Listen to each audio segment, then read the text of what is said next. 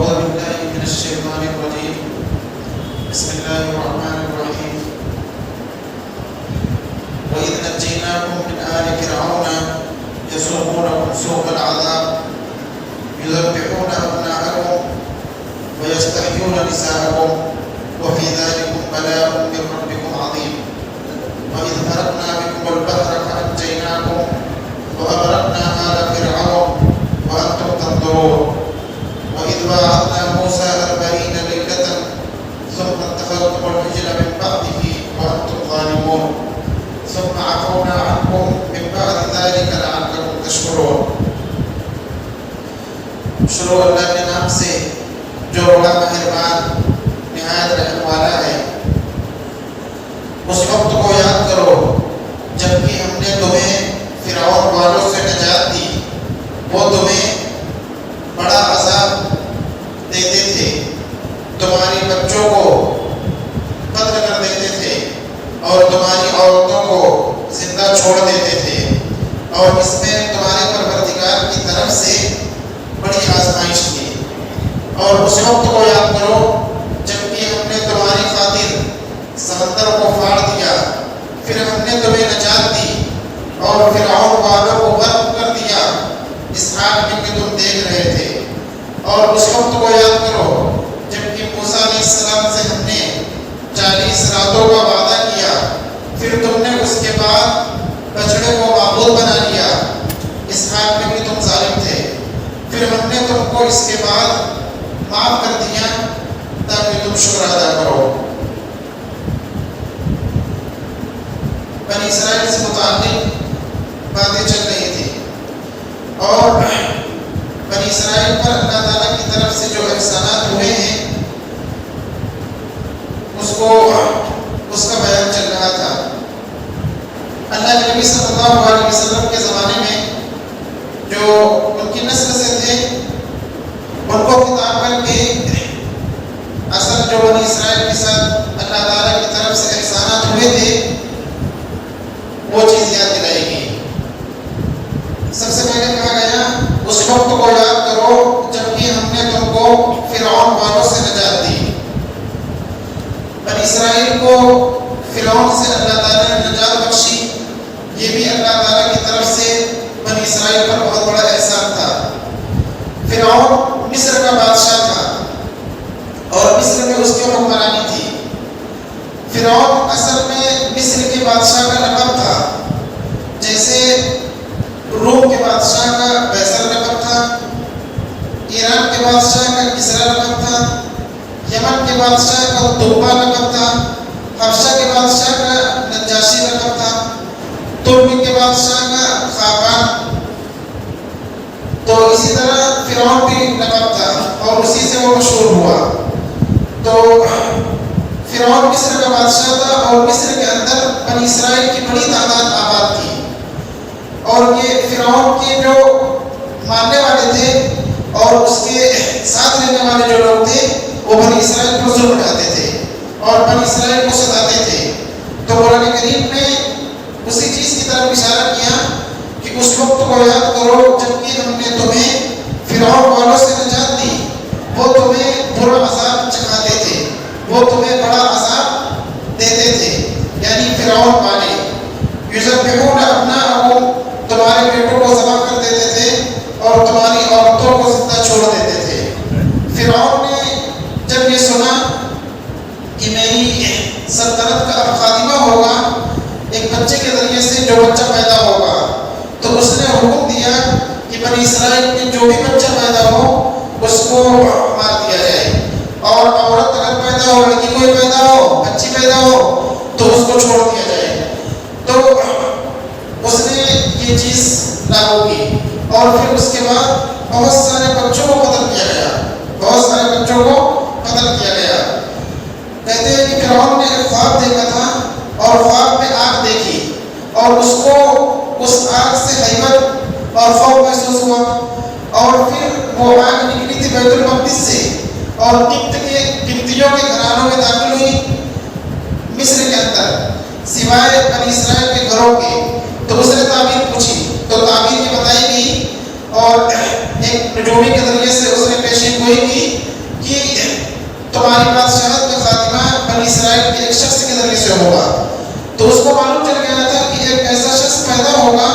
جس پر میری بادشاہت کا خاتمہ ہوگا تو اس نے حکم دے دیا کہ بچوں کو قتل کرا دیا جائے، جتنے بچے پیدا ہوں سب کو مار دیا جائے۔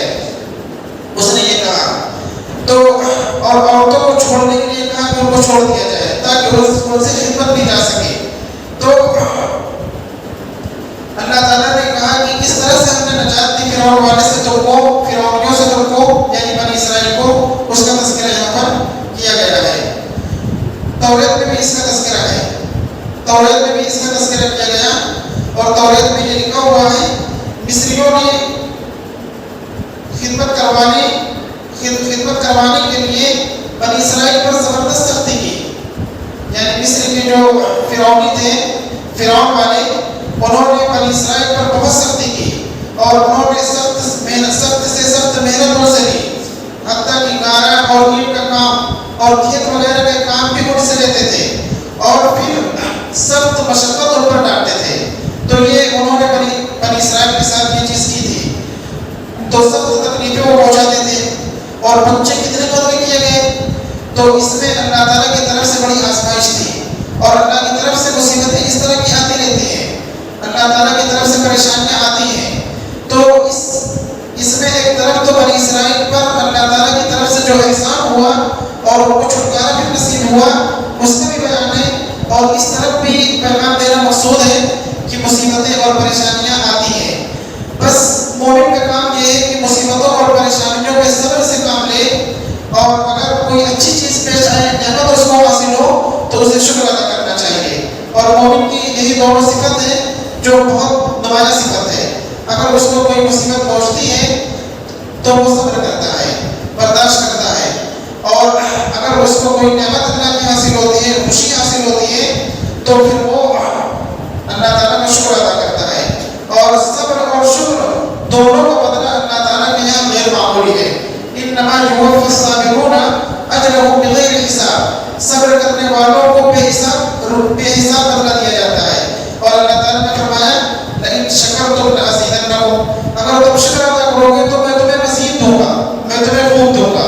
تو اللہ کی طرف سے شکر پر بھی نوازشیں ملتی ہیں، اور اللہ کی طرف سے انعامات ملتے ہیں، اور صبر پر بھی ملتے ہیں۔ ابن اسحاق نے یہ بات نقل کی ہے کہ فرعون بنی اسرائیل کو سخت تکلیف پہنچاتا تھا اور ان کو غلام اور خادم بنائے ہوئے تھا، اور اپنے کام میں ان کو استعمال کرتا تھا۔ وہ عمارت کا کام کرتے اور کچھ لوگ کھیتی کا کام کرتے، سب اپنے اپنے کاموں میں لگے ہوئے تھے، اور اگر کوئی کام میں تھوڑی سی سستی دکھاتا یا کام کو صحیح طریقے سے نہ کرتا تو پھر فرعون اس کو زبردستی سزا دیتا تھا۔ تو یہ ظلم ان کی طرف سے ہوا تھا۔ پھر اللہ تعالیٰ نے فرعون سے نجات دی، فرعون والوں سے نجات دی۔ تو یہ اس وقت بنی اسرائیل کے لیے بہت بڑا امتحان تھا اور بہت بڑی آزمائش تھی، اور عجیب اللہ کا نظام ہے کہ جس کی وجہ سے اس نے بہت سارے بچوں کو قتل کروایا، اس نے بہت سارے بچوں کو قتل کروایا کہ ایک شخص پیدا ہوگا جس پر میری سلطنت کا خاتمہ ہوگا، اس کو اللہ تعالیٰ نے اس بچے کو اسی کے گھر میں پالا، اسی کی بیوی کے ذریعے سے اسی کے گھر میں پالا۔ یہ حضرت موسیٰ علیہ السلام اس کے گھر میں رہے۔ تو یہ اللہ تعالیٰ کا عجیب و غریب نظام ہے، جب اللہ تعالیٰ کسی چیز کا فیصلہ کر لیتے ہیں تو دنیا کی کوئی طاقت اس کو روک نہیں سکتی۔ اللہ تعالیٰ کا اپنا نظام چلتا ہے اور اللہ تعالیٰ کا اپنا قانون چلتا ہے۔ ساری دنیا کی طاقتیں اگر ایک طرف ہو جائے کسی کام کو کرنے کے لیے، اور اللہ تعالیٰ اس کام کو کرنا نہ چاہے، تو وہ چیز کبھی بھی نہیں ہو سکتی، چاہے پوری دنیا کی طاقتیں اس کام کے لیے جمع ہو جائیں۔ یہ سب ہمیں چیزیں ملتی ہیں قرآن کریم سے اور احادیث سے، اور یہ سب سبق ہمیں ملتا ہے کہ ہمیں نظام خداوندی کو سمجھنا چاہیے۔ تو اللہ تعالیٰ نے اس احسان کا تذکرہ فرمایا کہ نجات دی، اور نجات پھر کس طرح سے دی بنی اسرائیل کو نجات کس طرح سے اللہ تعالیٰ نے دی؟ بنی اسرائیل جب تک آ گئے مصر کے اندر، تو پھر انہوں نے ارادہ کیا کہ اپنے آبائی وطن شام اور فلسطین میں جا کر رہتے ہیں، تو انہوں نے رک کیا، اور جب رک کیا تو تاریکی بہت زیادہ تھی، تو راستے معلوم نہیں چل پائے، تو اور آج کل کی طرح سڑکیں بھی نہیں تھی، تو جب راستے صحیح طریقے سے معلوم نہیں چل پائے تو کسی اور جانب گئے، اور سمندر سامنے آیا، بحر احمر، اور پھر فرعون کو جب پتہ چلا تو انہوں نے پیچھا کیا تاکہ بنی اسرائیل کو اوپر حملہ کرے۔ تو اللہ تعالیٰ نے بكم البحر فأنجيناكم، اور اس وقت کو یاد کرو جبکہ ہم نے سمندر تمہاری خاطر پھاڑ دیا، پھر ہم نے تمہیں نجات دی اور فرعون والوں کو غرق کر دیا، ڈبو دیا، اور تم دیکھ رہے تھے۔ حضرت موسیٰ علیہ السلام سے بنی اسرائیل نے کہا تھا اِنَّا مُدْرَكُونَ، اب تو ہم پکڑ لیے گئے۔ حضرت موسیٰ علیہ السلام نے فرمایا کہ نہیں، اِنَّ مَعِیَ رَبِّی سَيَهْدِینِ، میرا پروردگار میرے ساتھ ہے اور وہ میری رہنمائی کرے گا۔ پھر حضرت موسیٰ علیہ السلام نے عصا مارا، جو عصا ایک معجزہ تھا، اور سمندر میں راستے بن گئے، اور باقاعدہ بنی اسرائیل نے سمندر میں راستے اپنی آنکھوں سے دیکھے اور پھر اس راستے پر چلے بھی، اور سب کے سب سمندر پار کر گئے۔ فرعون والے جب وہاں پر پہنچے تو انہوں نے سوچا کہ راستے بنے ہوئے ہیں، اس پر سے ہم بھی گزر جاتے ہیں۔ جب اس پر سے وہ گزرنے کے لیے سمندر میں گئے تو پھر اللہ تعالیٰ نے راستوں کو حکم دیا، راستے سمٹنے لگے، اور راستے سمٹتے ہوئے پھر اس کے بعد سب کے سب ڈبو دیے گئے، سب کے سب ڈبو دیے گئے۔ یہ اللہ کی طرف سے اس کا انجام ہوا، فرعون کا انجام ہوا۔ اسی لیے کہتے ہیں کوئی شخص جب ظلم کرتا ہے، زیادتی کرتا ہے، تو اس کا ایسا نہیں ہے کہ ہمیشہ کے لیے اس کو اللہ کی طرف سے چھوٹ ہوتی ہے، بلکہ ایک وقت متعین ہوتا ہے اور وہ اللہ تعالیٰ کے اس میں ہے کہ کتنا وقت متعین ہے، اس وقت تک اس کو ڈھیل دی جاتی ہے، اس وقت اس کو پوری آزادی دی جاتی ہے کہ وہ جتنا چاہے ظلم کرے، جتنی چاہے زیادتی کرے۔ پھر جب اللہ کی طرف سے وہ وقت پورا ہو جاتا ہے جو وقت متعین ہے، تو بس فوراً پکڑ ہو جاتی ہے، پھر ڈھیل نہیں دی جاتی۔ یہ اللہ تعالیٰ کا اپنا ایک نظام ہے جو شروع سے قائم ہے، اور ظلم یہ اللہ تعالیٰ کو بہت زیادہ ناپسند ہے۔ حتیٰ کہ حضرت مولانا علی میاں صاحب ندوی رحمۃ اللہ علیہ نے لکھا ہے کہ میں نے تمام مذاہب کا مطالعہ کیا۔ مولانا علی میاں صاحب فرماتے ہیں کہ دنیا میں جتنے مذاہب ہیں سارے مذاہب کا میں نے مطالعہ کیا تو سب مذاہب کو دو چیزوں میں متفق پایا کہ سارے مذاہب کا دو چیزوں میں بالکل اتفاق ہے، بالکل بھی اختلاف نہیں۔ ان میں سے ایک چیز ہے کہ ظلم اس کائنات کے پیدا کرنے والے کو پسند نہیں، ظلم اس کائنات کے پیدا کرنے والے کو پسند نہیں۔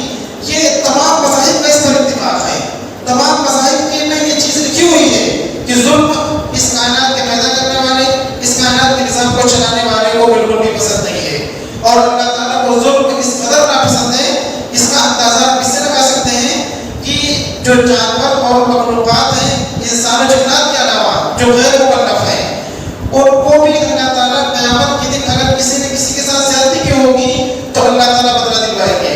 حدیث کے اندر ہے اگر کسی سیخ والی بکری نے کسی غیر سیخ والی بکری کو مار دیا ہوگا تو قیامت کے دن اس سے قصاص دلوایا جائے گا۔ یہ بدلہ اس لیے نہیں دلوایا جائے گا کہ وہ شریعت کے مکلف ہے، اس لیے دلوایا جائے گا تاکہ اللہ کے کمال عدل کا پتہ چلے کہ اللہ تعالیٰ اس قدر عادل ہے، اس قدر انصاف پر ہے کہ جو غیر مکلف جانور ہیں انہوں نے زیادتی کی ایک دوسرے کے اوپر تو ان کو بھی نہیں چھوڑا گیا۔ یہ اللہ تعالیٰ کی طرف سے ایک قانون ہے، لیکن اللہ تعالیٰ ظالموں کو چھوٹ بہت دیتا ہے، جس طرح فرعون کو چھوڑ دی، فرعون کو بہت چھوڑ دی۔ حضرت موسیٰ علیہ السلام نے پھر جب بددعا کی اور بددعا قبول بھی ہوگی، اور انبیاء کرام دعا وغیرہ یا بددعا وغیرہ جو کرتے ہیں جب اللہ کی طرف سے کوئی فیصلہ طے ہو جاتا ہے تب، جب تک اللہ تعالیٰ کی طرف سے یہ بات ان کے لیے طے رہتی ہے کہ اس وقت تک ان کو دعوت دینا ہے، تب تک دعوت دیتے رہتے ہیں، پیغام پہنچاتے رہتے ہیں۔ جب اللہ کی طرف سے طے ہو جاتا ہے کہ ایمان نہیں لائیں گے یا جو بھی اللہ کی طرف سے طے ہو، پھر وہ دعا وغیرہ کے لیے ہاتھ اٹھاتے ہیں۔ تو حضرت موسیٰ علیہ السلام نے بھی فرعون کے لیے بددعا کی۔ اللہ تعالیٰ نے اس بددعا کے بارے میں فرمایا قد اجیبت دعوتکما فاستقیما، تم دونوں کی دعا قبول ہو گئی تو اب تھوڑا ٹھہر جاؤ۔ حضرت موسیٰ اور ہارون نے دعا کی تھی تو کہا کہ تمہاری اور ہارون کی دعا قبول ہو گئی، تھوڑا سا ٹھہر جاؤ۔ جلالین میں یہ بات لکھی ہوئی ہے فاستقیما کے تحت کہ 40 سال کے بعد فرعون کو ڈبویا ہے، 40 سال کے بعد فرعون کو ڈبویا ہے۔ موسیٰ علیہ السلام اور حضرت ہارون نے دعا کی، اللہ نے کہا دعا قبول ہو گئی۔ دعا قبول ہونے کے بعد 40 سال تک مہلت دی، 40 سال بعد فرعون کو ڈبویا ہے۔ تو اس سے ہمیں یہ بھی سمجھنا چاہیے کہ اگر ہم کوئی دعا کریں تو فوراً اس کے نتائج کو ہمیں دیکھنا نہیں چاہیے، فوراً اس کے نتائج کو ہمیں دیکھنا نہیں چاہیے۔ مفتی فاسق صاحب نے ایک بات لکھی ہے کہ دعا عام طور پر آدمی جلد بازی کرتا ہے، لیکن دعا میں کیا ہے کہ آدمی دعا کر لے تو اس کے بعد دعا کر لیتا ہے تو اللہ تعالیٰ کی طرف سے اگر ظاہر میں قبولیت نظر نہ آئے لیکن